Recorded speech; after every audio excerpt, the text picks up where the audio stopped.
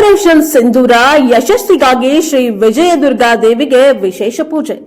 ಕೊಪ್ಪಳ ಜಿಲ್ಲೆ ಯಲಬುರ್ಗಾ ಪಟ್ಟಣದ ನಾಗರಿಕರಿಂದ ಆಪರೇಷನ್ ಸಿಂಧೂರ ಯಶಸ್ವಿಗಾಗಿ ಪ್ರಾರ್ಥನೆ. ಕಾಶ್ಮೀರ ಕಣಿವೆ ನಾಡಿನಲ್ಲಿ ನಡೆದ ಉಗ್ರರ ದಾಳಿಯಿಂದ 26 ಪ್ರವಾಸಿಗರ ಹತ್ಯೆಗೆ ಪ್ರತೀಕಾರವಾಗಿ ಭಾರತೀಯ ಸೇನೆಯು ಕೈಗೊಂಡಿರುವ ಆಪರೇಷನ್ ಸಿಂಧೂರ ಕಾರ್ಯಾಚರಣೆಯನ್ನ ಬೆಂಬಲಿಸಿ ದೇಶ ಪ್ರೇಮ ಮೆರೆಯುತ್ತಾ ಐಕ್ಯತೆಯನ್ನ ಸಾರಿ ನಮ್ಮ ಸೈನಿಕರಿಗೆ ಬಲ ತುಂಬಲೆಂದೇ ಸಾಂಕೇತಿಕ ಕಾರ್ಯಕ್ರಮವನ್ನು ಹಮ್ಮಿಕೊಂಡಿದ್ದಾರೆ. ನೂರಾರು ನಾಗರಿಕರ ಸಂಯುಕ್ತ ಆಶ್ರಯದಲ್ಲಿ ಪಟ್ಟಣದ ಆರಾಧ್ಯ ಶ್ರೀ ವಿಜಯದುರ್ಗಾ ದೇವಿಗೆ ವಿಶೇಷ ಪೂಜೆ ಮಾಡಿಸಿದ್ರು.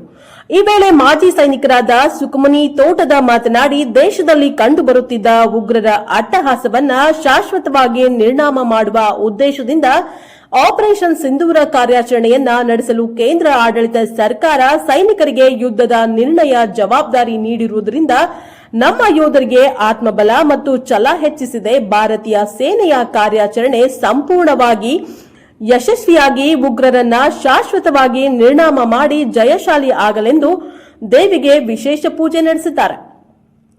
ಈ ಸಂದರ್ಭದಲ್ಲಿ ನಾಗರಿಕರು ಜಾತಿ ಭೇದ ಮರೆತು ಸರ್ವಪಕ್ಷದ ಮುಖಂಡರು, ಯುವಕರು, ಮಹಿಳೆಯ ಮಕ್ಕಳು ಮುಕ್ತ ಮನಸ್ಸಿನಿಂದ ದೇಶ ಪ್ರೇಮಿಗಳು ಸೈನಿಕರಿಗೆ ಬೆಂಬಲಕ್ಕೆ ನಿಂತಿರುವುದು ಸಂತಸ ತಂದಿದೆ ಎಂದು ಅವರು ಯುದ್ಧಕ್ಕೆ ಅಗತ್ಯದ ಕರೆ ಬಂದ್ರೆ ನಮ್ಮ ಮಾಜಿ ಸೈನಿಕರೆಲ್ಲರೂ ಹೋಗಲು ಸಿದ್ಧರಿದ್ದೇವೆ ಎಂದು ಹೇಳಿದ್ದಾರೆ.